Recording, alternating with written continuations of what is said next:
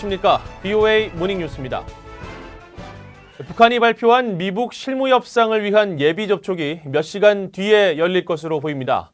실무 협상 장소는 스웨덴으로 알려졌는데 북한 대표팀이 협상을 위해 현지로 이동하는 모습이 언론에 공개되기도 했습니다.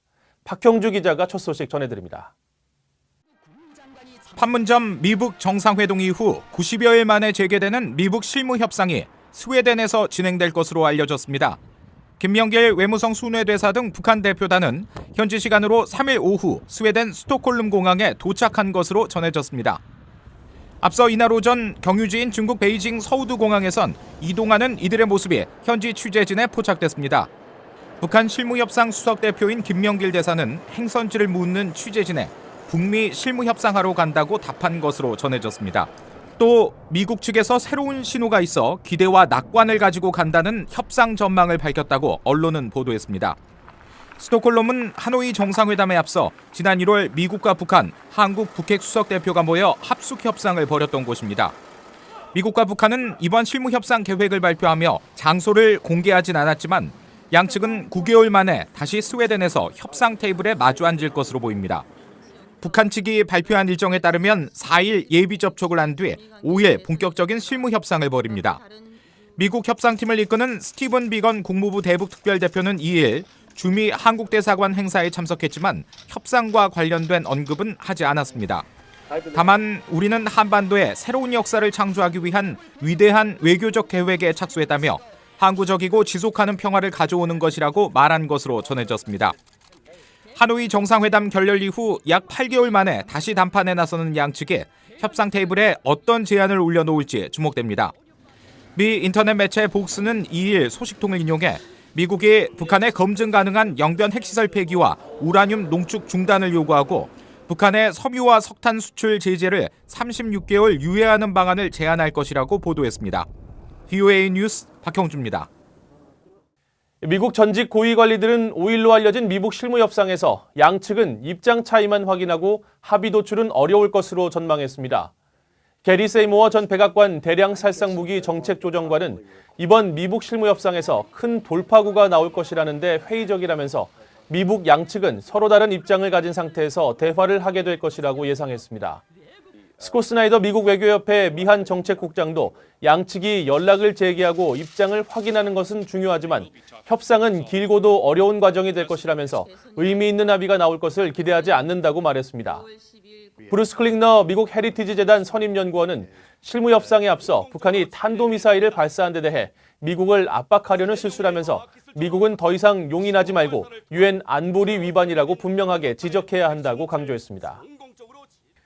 미북과의 실무 협상을 앞두고 북한이 발사한 탄도미사일은 중거리를 제대로 노릴 수 있음을 보여줬다고 미국의 전문가들이 지적했습니다.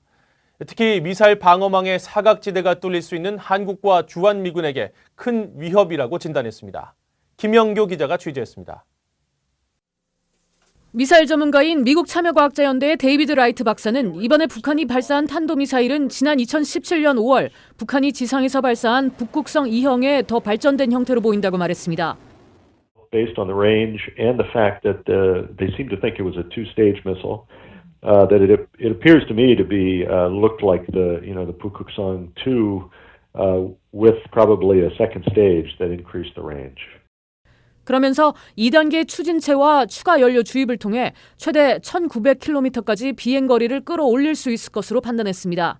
또 북한은 이번에 미사일이 일본 본토 상공을 통과할 경우 일본 등 국제사회의 비난이 일 것을 피하기 위해 일부러 고공으로 미사일을 쏘는 고각 발사 실험을 한 것으로 분석했습니다.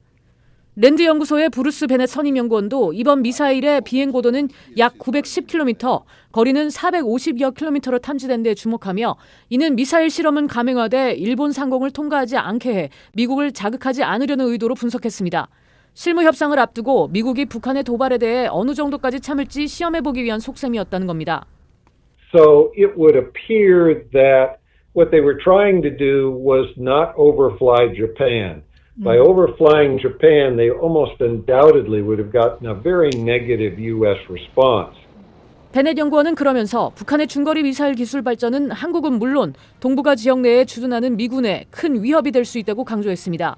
한국이 중국에 약속한 3불 원칙을 바탕으로 미국의 미사일 방어 체계에 들어가지 않기로 함에 따라 한국의 잠수함 발사 탄도 미사일 탐지 능력이 떨어질 수 있다면서 한국에 큰 위협을 가할 수 있다고 경고했습니다. With a submarine launched missile, they could move the submarine out into the East Sea where it could possibly be outside the envelope that a Patriot or a THAAD battery would see. VOA 뉴스 김현규입니다. 유엔 안전보장이사회가 북한의 최근 탄도미사일 발사 문제를 논의하기 위한 회의 소집을 추진하는 것으로 알려졌습니다.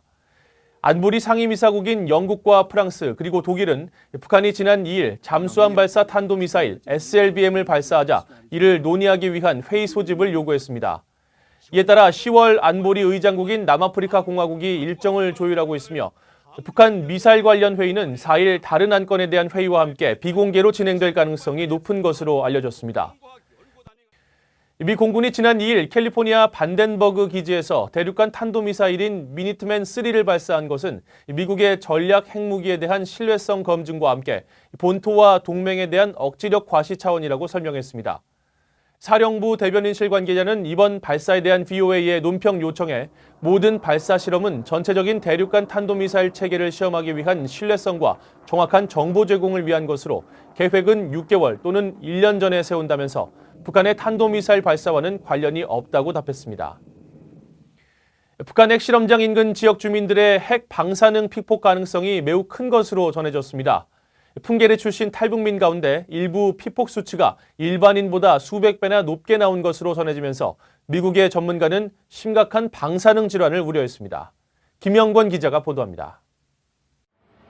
미국 매사추세츠 공대 MIT의 핵물리학자인 윌리엄 바레타 교수는 2일 VOA에 북한 핵실험장 인근 출신 탈북민들에 대한 방사능 피폭 검사 수치가 극도로 높다고 말했습니다. 바레타 교수는 특히 40대 후반 여성에게서 나온 1.3시버트, 즉 1300mS는 심각한 방사능 질환을 초래할 것이라며 우려를 나타냈습니다.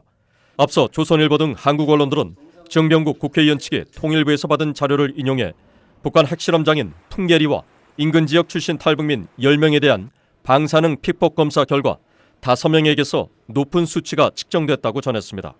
염색체 이상의 판단 기준인 250mS를 초과했으며 이들 가운데 48살 여성은 1386mS가 나왔다는 겁니다.